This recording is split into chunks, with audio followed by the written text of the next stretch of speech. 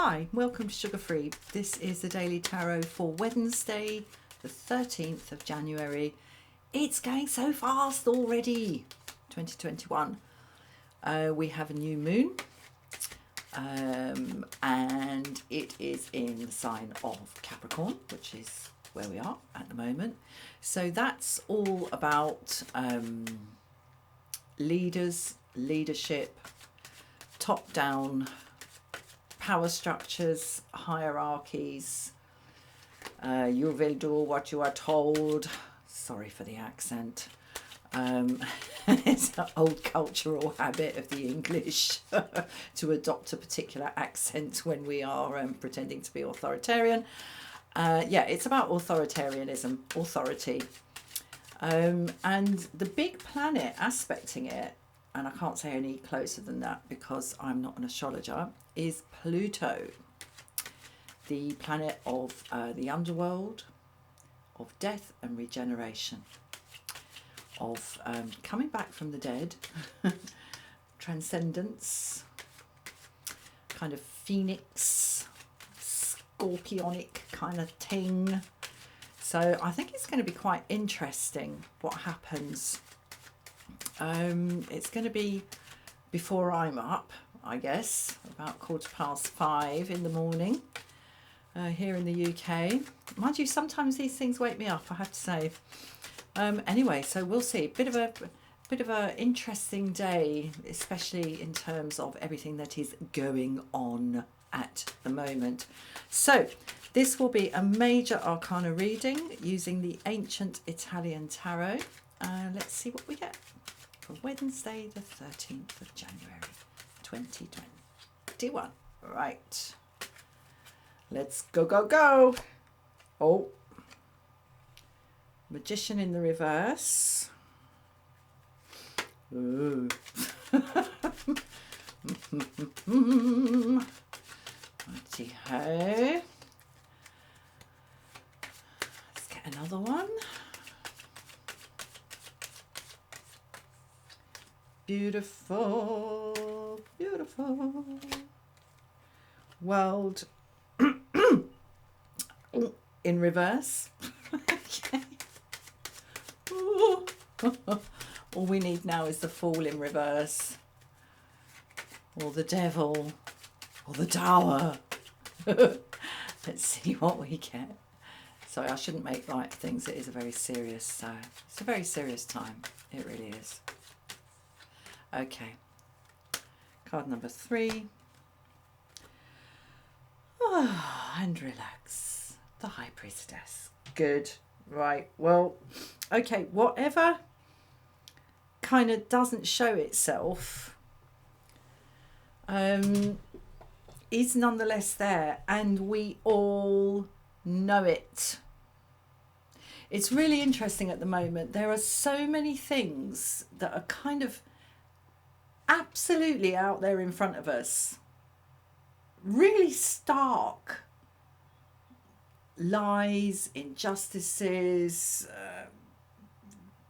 thefts of the moral good, like full-on corporate government thefts of huge amounts of taxpayers' money and all of this kind of stuff. It's all out there. It's in the public domain. And yet, for the longest time, we've all just been going, oh dear, look at that. Isn't that bad? Let's book our holiday. You know? There comes a point where there is a critical mass and things change. And I think it's only a question of time. But I think what I'm seeing here for the 13th of January, is the non-manifestation of something, or perhaps the hidden manifestation of something. No kind of great leap forward into a new paradigm. Not today, in any case. However, and that would be the world in reverse. So the non-manifestation, or the hidden manifestation, or the covert manifestation, with the Magician in the reverse here, But, you know, I might elaborate on this as we go. And world in reverse, no great leap forward. However, as I say, the high priestess just trumps the lot. She's just sitting there and she knows. And she knows that we know. And she knows that we know that she knows, etc., etc., etc. I think you can get to about 6 reflections of that before it all falls apart. She knows that we know that she knows that we know that she knows that we know. And, you know, it's only a matter of time before that simple fact manifests itself in reality. It's like it's all still in our heads somehow. And things have been happening that are kind of pushing it out into material reality and physical reality. And yet it keeps retreating back into our minds and becoming something that we think about, something that we watch, something that perhaps even we talk about. But there's no action. There's no action yet. But I truly believe there will be, personally, and that's what the High Priestess is saying. So clearly, she don't need to shout. She don't even need to write anything down. Send a letter. Send a strongly worded letter to the editor of the Times. She doesn't need to do it because she knows the truth. There are so many truths. That's what the world has become. Just this plethora of truths. It's so weak, all of that. There are some very, very simple truths. In fact, really, there's just the truth, and that's what she embodies. The truth of self. The truth of being. I ask, it comes. Tower in the reverse. Oh my God, this is just going to go on and on, because what I see here is the tower remaining unstruck,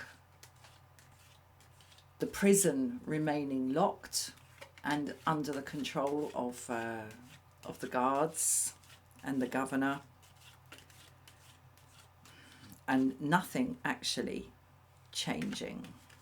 Sorry, I'm going to have another shuffle. That was a slow one and I kind of saw what was coming. I never look at the cards while I'm shuffling. I don't want to see. Okay, that's a bit cleaner. The Hermit. You see, he knows too. He knows as well.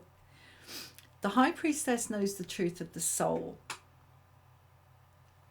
The Hermit knows the truth of the individual, the truth of the self. And the Hermit is kind of where the High Priest, the Hierophant, goes when he retires. He steps off the throne. You see the relationship between those 3 cards, the High Priestess, the High Priest or Hierophant, and the Hermit, are really, really interesting, because the High Priestess is known in your own soul, whatever it is. I don't feel in a position to say what it is, but the High Priestess knows it in her soul. The High Priest or Hierophant then takes that knowledge, codifies it into a collective agreement, a kind of social contract to be lived out through the mass, through the world, the shared rules we all live by. And that's what is kind of up for grabs at the moment, is that shared agreement between us all that this is okay and that is not. That whole thing is up in the air. It's all about what you believe. And in a way that Okay, I'll come back to that. When the Hierophant has kind of come to the end of his reign on that papal throne, let's just find him. Let's find him. Where is he? There he is. He's not part of the reading as yet. I'm going to slip him back in the pack after we've looked at him. But there he is. So he's there on the throne in that public position, professing in codified and recognizable and repeatable form what it is that she knows in her soul. When the high priest or hierophant retires or resigns, he becomes the hermit, and he goes off into the cave to examine his conscience, basically. And it's a deeply, deeply solitary matter. And we see that from the lack of accompanying figures, and also from that single light in that lamp. That's all he's got to go on. It's all he wants. It's all he needs, really.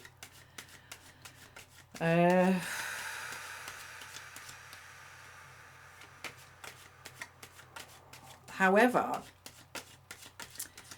the non-manifestation, the non-change, and as I'm seeing it today, the tower in reverse, the tower being still intact, appearing to not have been struck by lightning. However, I have to say, another interpretation I have, and I see this now, of the magician in the reverse is sleight of hand, gaslighting, distraction.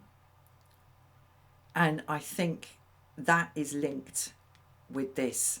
The tower has actually fallen, but it's kind of being covered up. And it's a big cover up. But they know it. The high priestess and the hermit, they know it. And I'm kind of not surprised that the hermit is sitting quietly in his cave waiting for the storm to break outside. I mean, the high priestess is protected from all that in the same way that ultimately all our souls are protected from the worldly doings of the worldly world. You know, there are certain aspects of the human soul that cannot be touched or adulterated or broken, which is a wonderful thing. Okay. Hanged Man in the reverse.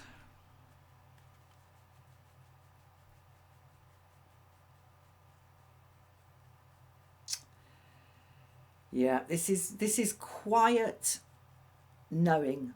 The Hanged Man in the upright is about kind of sitting on the fence and looking at it this way and looking at it that way and not coming down on either side.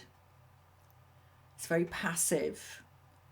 It's a kind of temporary state of non-karma. Karma meaning action. And of course, when you take an action, there is always a reaction. That's the whole thing with karma. The Hanged Man takes himself out of the karmic flow, hoiks himself up into the tree and puts his hands behind his back and just looks this way and that and looks at everything upside down, and basically, for reasons best known to himself, and sometimes it's a good thing to do, just stays out of the flow of it. But here he's in the reverse.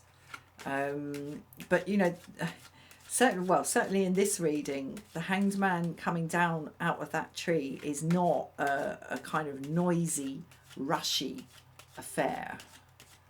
Okay. But what I'm saying is the die has actually been cast. The tower has fallen. Well, it has been struck. The structure has been broken simply by weight of circumstance and various factors coalescing. Some of it is karmic, upshot. Some of it is simply chance. It's kind of chaos theory, really, enacting itself. It has happened. It's been covered up. It's been covered up on a massive scale. The soul knows it. The identity knows it.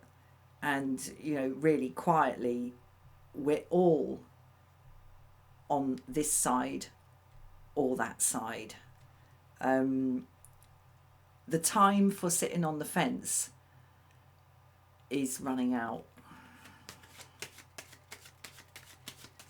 It's running out. And when deception on the scale of, on a worldly scale,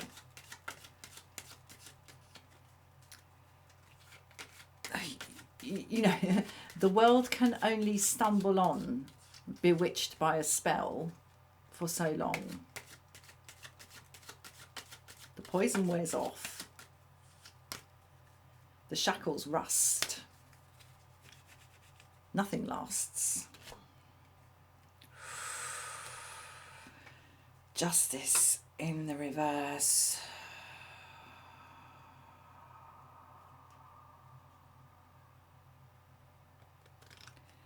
Right, it really, really is time to hold on to your hat and hold on to your soul. And we all share the same soul. This is the wonderful thing. And this is the message of all religions. We all share the same soul. We all have one soul. It wants to live and it wants to love. And the only reason any of us is unhappy in any way is because our drive to love is thwarted by circumstances, very often, mostly, possibly exclusively and totally created by people who wish to profit from our unhappiness. And that in and of itself is the deepest injustice. But, these things, as I say, they can't last. They can't last. And I don't see justice in the reverse here today as a kind of, we're not going to get justice, or this is all wrong, or it's not that. It's that were justice in the upright, there would be a calm proceeding towards things being righted and towards balance being restored and towards simple common sense truth and truths and rights being established. But here in the reverse, there's a rocky road. There's a rocky road, and I do just want to point out the only two cards here in the upright are the High Priestess and the Hermit. Everything else is in the reverse, is either already done but not enacted, or hidden, or being prevented. Right, that was a little bit messy. Let's see what comes out. Well, there we go. Okay, the High Priest, the Hierophant in the reverse. So yeah, the social contract has been broken, and what we're left with is a messy situation. And the invitation here and the not the mitigating factor, but perhaps the single bright flame in the darkness, and there it is in the Hermit's lamp, is to hold on and remember. I mean, you don't even need to hold on because it never goes away, but remember the truth of the soul and the truth of the self, on the individual, and the kind of upshot of how our souls, which, as I say, are all essentially the same, express themselves, how we express ourselves on the collective, because that aspect, as I say, embodied in the Hierophant, is in the reverse here. So keep it simple. It's not complicated. We all want to live and we all want to love, and there is nothing more to it than that. And everything that we do is kind of moving around those 2 points. That's how we weave our lives, no matter what. And as I say, if we are unhappy, it's because our will to love is thwarted. And my eye falls again here when I see that. It's going to be all right, because the lady is here. She will never, ever, ever let us down. Right, I'm going to leave it there. Thank you so much for watching, and I'll see you again soon for another reading. Namaste.